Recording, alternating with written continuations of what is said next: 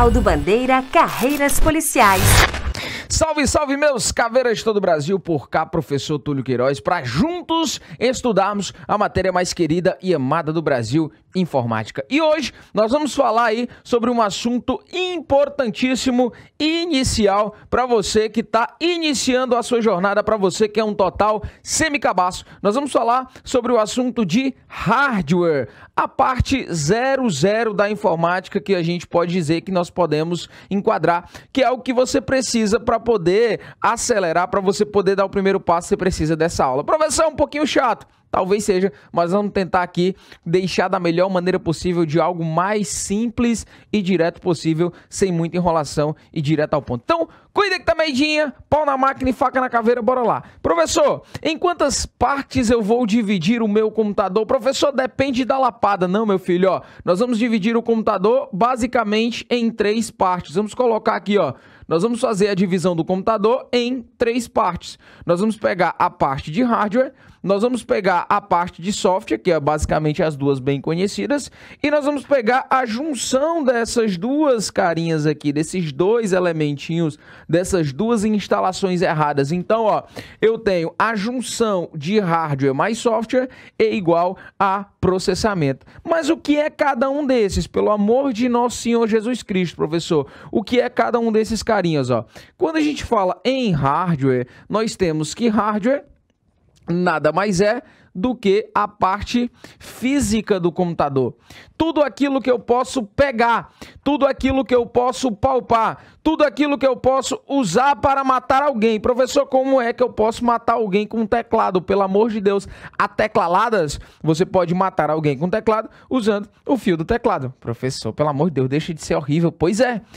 Em contrapartida, software é nada mais, nada menos do que a parte lógica do computador. Tudo aquilo que eu não posso pegar, tudo aquilo que eu não posso palpar, tudo aquilo que eu não posso usar para matar alguém. Aí vem aquele exemplo de 1900 e antigamente. Hardware é aquilo que você chuta, software é aquilo que você xinga. Oxi, vamos lá, software são os programas do computador. E a junção de hardware e software, junção de parte física e parte lógica, igual ao processamento. Beleza, show de bola. Porém, entretanto, contudo, todavia, a gente tem de entender o seguinte. A nossa aula hoje é sobre hardware. Nossa aula hoje é sobre a parte física do meu computador. Quando nós falamos em hardware, quando nós falamos sobre este carinha aqui, ó, a gente tem de entender o seguinte.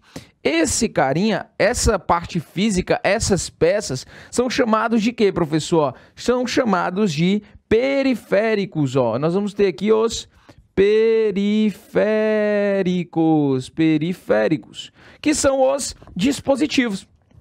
Esses periféricos poderão ser subdivididos em 4 categorias, poderão ser subdivididos em 4 partes. Professor, quais são aí essas 4 partes, essas 4 categorias que caem efetivamente? Porque eu só quero saber o que cai e aqui não tem enchimento de linguiça. Preste atenção, preste bastante atenção. Você não presta? Tem que prestar. Os periféricos, esses dispositivos podem ser chamados de dispositivos de entrada, certo? Esses periféricos e dispositivos podem ser chamados de dispositivos de entrada. Eles podem ser enquadrados como ainda dispositivos de saída. Pode ser chamado ainda de dispositivos híbridos. E também pode ser chamado ainda de dispositivos de armazenamento. Vamos agora por partes, igual nosso amigo Jack, o estripador. Preste bastante atenção aqui agora, preste bastante atenção. Deixa eu pegar outra canetinha aqui, achei. Os dispositivos de entrada, professor, eles fazem o quê? Esse aqui é difícil. De entrada, eles levam a informação de fora para dentro. Levam a informação de fora para dentro. Exemplo, professor, dê pra gente, eu vou dar para você. Vou dar para você um exemplo bem simplão, ó. Um exemplo de dispositivo de entrada que a gente tem. Nós podemos colocar aqui o mouse. Legal. Podemos enquadrar aqui o tal do teclado. E aqui a gente pode colocar o mic, o microfone. Professor, esse microfone que o senhor está utilizando para levar a sua voz aveludada, essa sua voz linda, é um dispositivo de entrada? Sim. Beleza? O mic, o microfone. Outro exemplo aqui eu posso enquadrar o tal do scanner. O que seria esse scanner, professor? Scanner é um dispositivo que ele simplesmente escaneia, ele vai escanear documentos, ele vai escanear geralmente esses documentos em repartições públicas. Detalhe, ele simplesmente escaneia. Beleza. Já o dispositivo de saída, por sua vez, eles têm as suas especificidades. Ó. Ele vai levar a informação que já está dentro da máquina, ele vai levar a informação que já encontra-se dentro do computador para fora. Exemplo, nós podemos enquadrar aqui o tal do monitor. A tela, tá? O monitor, um dispositivo de saída. A gente pode colocar aqui a caixa de som, os alto-falantes, que é por onde você está ouvindo a minha linda voz. Nós podemos colocar aqui a tal da plotter. Vixe, agora torou na emenda, professor. Que poxa vida é essa plotter? A plotter que pariu? Não, professor. O que é isso? Plotter é uma impressora que imprime em larga escala. É uma grande impressora que vai imprimir em larga escala. Beleza, show de bola. Eu tenho aqui também como dispositivo de saída a impressora convencional. Aquela impressora que simplesmente imprime, parece uma pãozeirazinha. De cima parece o estádio do Corinthians. Na verdade não é do Corinthians porque não pagou ainda. Mas enfim, é um dispositivo de saída. Já os dispositivos híbridos, que são considerados dispositivos de entrada e de saída, eles tanto levam a informação de fora para dentro, quanto tiram a informação de dentro para fora. Eu posso enquadrar aqui ó, um monitor touch screen, que é o monitor sensível ao toque daquele aluno Nutella. Mas professor, eu só estudo se tiver com uma telinha touch screen. Tem aqueles alunos? Tem, eu sei que tem. E tem aquela impressora multifuncional, que é aquela impressora que imprime, escaneia, faz café, dá massagem. Ela é multifunção, filho. Ela tira xerox, então ela faz diversas coisas. Vamos lá. Esse dispositivo de entrada, ele pode ser chamado ainda de dispositivo de entrada. Deixa-me passar um tração aqui, o tração bonitinho para a gente poder já explorar outros assuntos aqui. Deixa eu passar esse tração bonitinho para a gente poder fragmentar melhor aqui o nosso assunto. Esse dispositivo de entrada, ele também pode ser chamado de quê, professor? Puxa a setinha para cá, ó. Ele pode ser chamado de dispositivo input. O dispositivo de saída pode ser chamado de dispositivo output. Olha o nome em inglês. Repeat for me. Input. O que quer dizer repeat for me? Quer dizer repita comigo. Você em casa. Vamos lá. Input. Output. Eu tenho aqui input e output, dispositivos híbridos que também pode ser chamado de dispositivo misto ou mistos, tá? E aqui eu tenho o de armazenamento, que é chamado de armazenamento, que serve para quê? Dispositivo de armazenamento serve para armazenar. Muito bem, se você respondeu isso. Exemplo, HD, SSD, pendrive, cartão de memória e aí vai. Tranquilo? Tá tranquilo? Detalhe, vale salientar o seguinte, todo dispositivo de armazenamento, tá? Toda essa classe de periféricos de armazenamento também são enquadrados como sendo dispositivos híbridos. Então o HD, embora ele seja um dispositivo de armazenamento, ele também é um dispositivo híbrido. Então a banca pode estar fazendo uso dessa informação para tentar ferrar a sua vida. Vamos lá. O negócio que a galera confunde para um senhor caralho é em relação a isso aqui, ó. Professor, o que é isto? Tal da CPU, né, cara? A gente pega um negocinho assim, ó. Um negocinho bem bonitinho. Vou desenhar pra você. Professor, você é bom desenhando? Não, meu filho, eu sou horrível. Mas eu sou um Picasso, certo? Eu sou um Picasso, mas não sou bom desenhando, não. Imagina aqui um computadorzinho bonitinho. Eu sou adepto do raiz mesmo, ainda dá aula no quadro. Então imagina o seguinte, isso aqui a gente aprende desde que o mundo é mundo, a gente aprende, conhece, chama isso aqui de CPU. Pero, mas em espanhol, só que isso não é uma CPU, meu querido. Isso não é uma CPU. Uma coisa é uma coisa, outra coisa é outra coisa. Não confunda a grande obra do mestre Picasso com o grande Picasso do mestre de obras. Isso aqui, filho, é um tal de um gabinete. Isso aqui é um tal de um gabinete. Professor, e o que é um gabinete, professor? Nada mais é do que um compartimento. Nada mais é do que um lugar que você vai estar colocando os periféricos dentro. Nada mais é do que isso. E o que é o CPU, professor, então? O que é esse tal de CPU? O que seria esse raio de CPU? Nós vamos lá chegar. Se a banca quiser falar bonito acerca do tal do gabinete, você vai dizer que é um invólucro. Olha! É um invólucro onde o usuário vai colocar os seus periféricos internos. Que bonito, né, professor? O CPU, ou ainda podendo ser aportuguesado para o CP, nada mais é do que a unidade central de processamento. É o meu processador, carinha. É o meu processador, instalação errada, ó. É o meu processador. Show de bola, professor. É o meu processador. Legal demais. E para que serve o meu processador? O processador ele é utilizado para a tomada de decisões. Ele é o cérebro. É o cara que vai tomar as decisões. Beleza? Show de bola. Professor, diga, eu tô te ouvindo. Em quantas partes se dividem o meu processador? Em quantas partes eu vou ter a divisão do meu processador? Aí preste bastante atenção. O problema é que você não presta. Ó, presta atenção.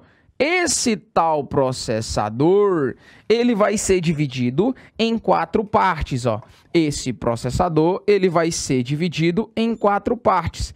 Nós vamos ter aqui, ó, a UC, nós vamos ter a ULA, nós teremos aqui os registradores e nós vamos ter aqui a tal da cache. Show de bola? Então, a gente tem aqui, ó, as partes desse meu processador. A UC, a ULA, os registradores e a cache. Show de peteca, professor. Então, o que a gente vai ter aqui, ó? Vamos fazendo a divisão de cada um deles, ó. Quando nós falamos aqui na ULA, a ULA tem nada a ver com a dançarina de ula-ula não, tá? Na verdade, aqui é a UC e tampouco a ULA.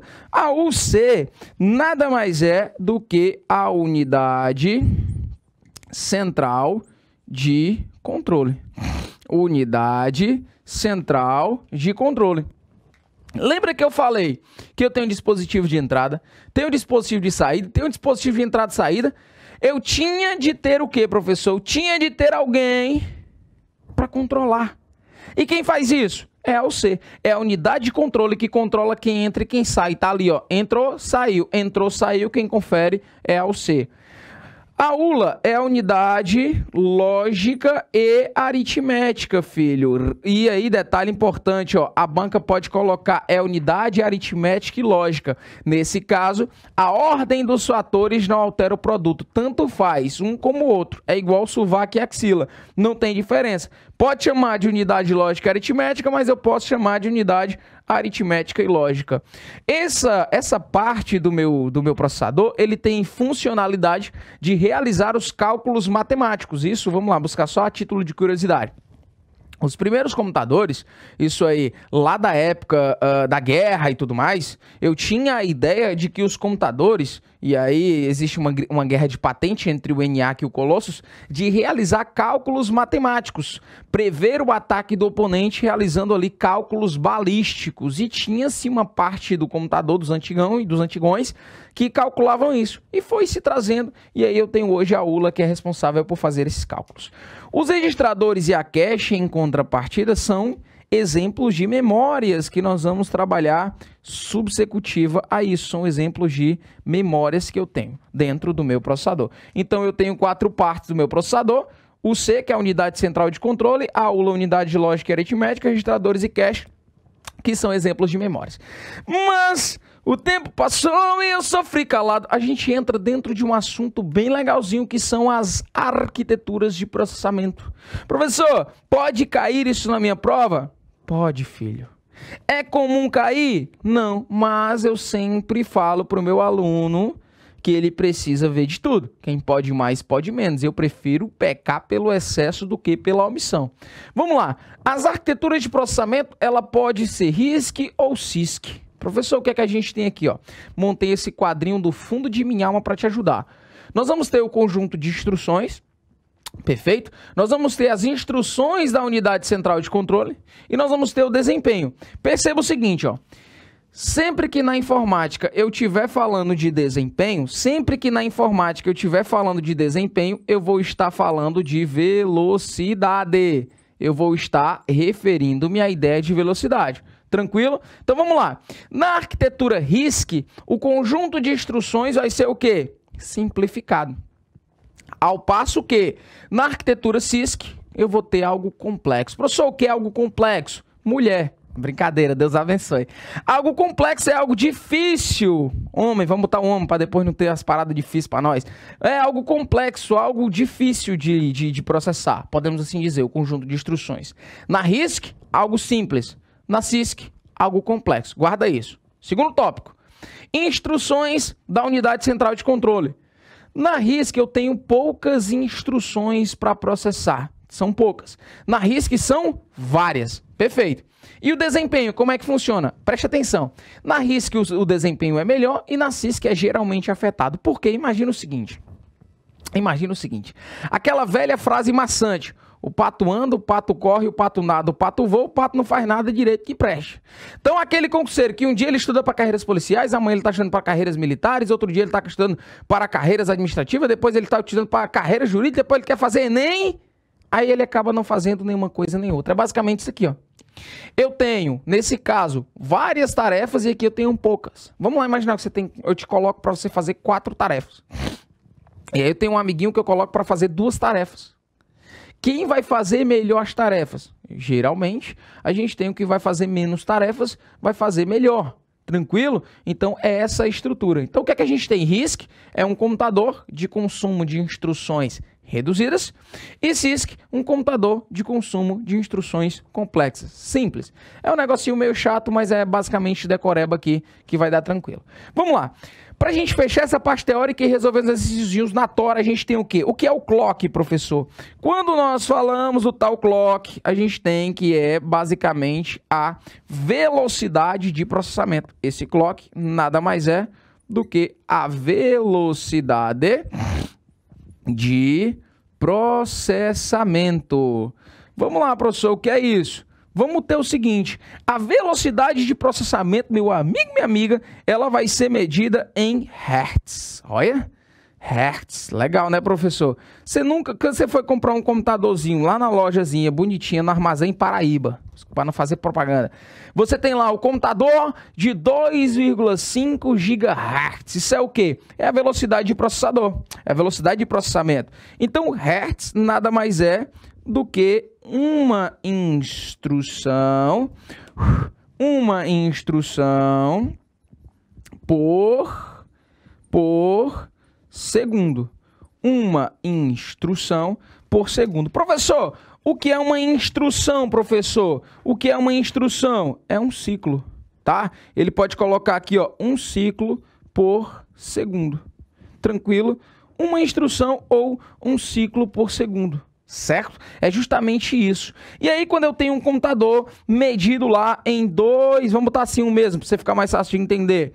1 GHz. 1 GHz é o quê? Basicamente, 1 bilhão, isso mesmo que você ouviu, 1 bilhão de instruções por segundo. Humanamente, 1 bilhão de alguma coisa é algo grandioso, cara. 1 bilhão de alguma coisa é algo realmente muito grande. Porém, para o computador, já 1 GHz já não é mais tão bom assim. Um computador, ele tem que ter no mínimo 2 e alguma coisa de gigahertz e não ser positivo. Deus abençoe, tá? Fabricante positivo. Tranquilo. Clock é a velocidade de processamento. Essa velocidade de processamento é medida em hertz. Hertz é uma instrução por segundo, ou seja, um ciclo por segundo. Eu tenho gigahertz, é 1 bilhão de instruções por segundo.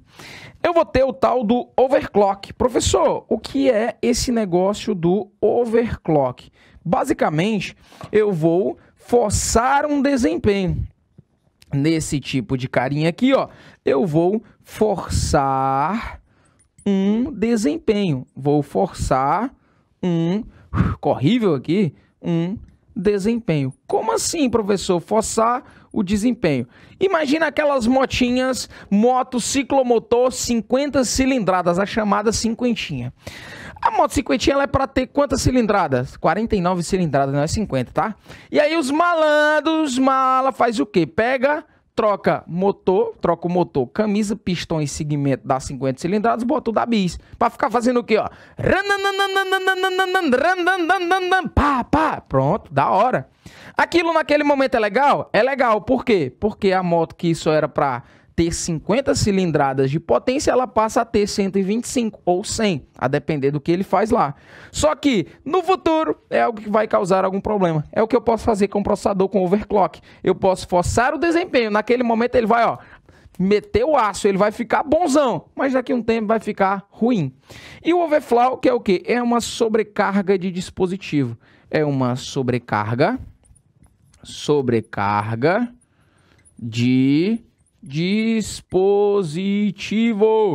dispositivo. Tranquilo? Vamos lá. O que é que a gente vai fazer agora? Aqueles exercícios maroto, porque sem exercício você não vai para canto nenhum. Meu menino, põe a primeira questão aí dentro da sua telinha. Cuida que tá meidinha. Olha o que diz aí a nossa primeiríssima questão, ó. Sobre os componentes de um computador, verifique as assertivas e assinale a correta. Beleza? Ele quer ir a correta. Vamos lá. Alternativa A. O software corresponde aos componentes físicos do computador. Opa, pera lá. Vamos aqui, ó. Hardware, só para dar aquela relembrada marotinha, ó.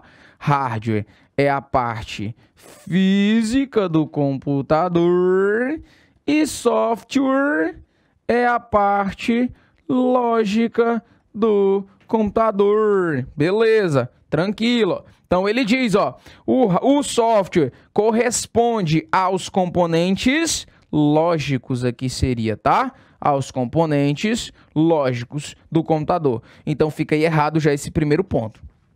B. O hardware é a parte referente aos sistemas que executam as atividades, ou seja, os programas. Aqui não seria o hardware, filho. Seria que? Seria o software. Não confunda Jesus com Genésio. C. Compreende-se como hardware elementos físicos que formam o equipamento, enquanto os programas, os sistemas que fazem o equipamento funcionar, denominados software, está perfeito e correto. Na dele diz que monitor, teclado e mouse são exemplos de software, não são exemplos de hardware. Então, primeira questão, gabarito letra C de vassoura. Vamos lá. Questão número 2. Olha que palavra bonita e excepcional. O invólucro, onde os componentes eletrônicos como placa de vídeo, placa de som, são dispostos em um computador convencional, é denominado o quê, filho? É denominado gabinete, vulgo, conhecido como você chama em casa, mas vai mudar a partir de hoje, não é CPU, é gabinete. Olha que palavra bonita que a banca pode cobrar para você, ó, o invólucro, já guarda ela no coraçãozinho. Terceira questão. Com base nos conceitos de hardware e software, analise as afirmativas a seguir. O software básico de entrada e saída é gravado na memória ROM. Assim, não é possível desinstalar o BIOS do computador, apenas atualizá-lo ou modificar conforme as opções permitidas. Filho, essa questãozinha nós vamos trabalhar bonitinho nos nossos próximos blocos. Eu sempre coloco algo assim para que você possa estar armazenando dentro da sua memória, armazenando seu subconsciente. Vou dar um alerta de spoiler. Vamos ler aqui, ó. O BIOS, ele de fato é gravado nessa memória, que é um tipo de memória principal. Eu não posso desinstalar e eu só posso realizar alguma modificação conforme for permitido. Isso aqui está perfeito. O 2. O touchpad de um notebook é considerado um dispositivo de entrada e saída. Me joga grandão, presta atenção. Eu tenho aqui um tal chamado de touchscreen. Só que eu tenho um tal de touchpad. Os nomes são bem parecidos, só que as funções são totalmente diferentes. O touchpad, ele é o mouse do notebook, aquele negocinho lá que você faz o DJzinho, né? Aquele negocinho lá é o touchpad. Se ele faz a função de mouse, mouse é um dispositivo de entrada, logo o touchpad, ele se enquadra como sendo um dispositivo de entrada. Bota a questão na tela. Ele diz que ele é considerado de entrada e saída sensível ao toque. Ele confundiu o touchpad aqui com o touch screen, tá? Ele fez aqui para te confundir. Então esse 2 está elado. A menor unidade de medida do computador é o bits, que nós vamos ver adiante também, mas é verdade, tá? Que é representado por zeros e uns. Um conjunto de 8 bits equivale a um byte que representa um caractere. Está perfeita e correto. Item 1 e 3, gabarito letra D. Tranquilo? Com isso, a gente passa a régua e fecha a conta. Espero que você tenha absorvido o máximo de informações possível. E você já sabe, quer aprender sem sócio? Vem pro método cavernoso, pau na máquina e faca na caveira. Cuida que tá meio de instalação errada, valeu! RB Carreiras Policiais.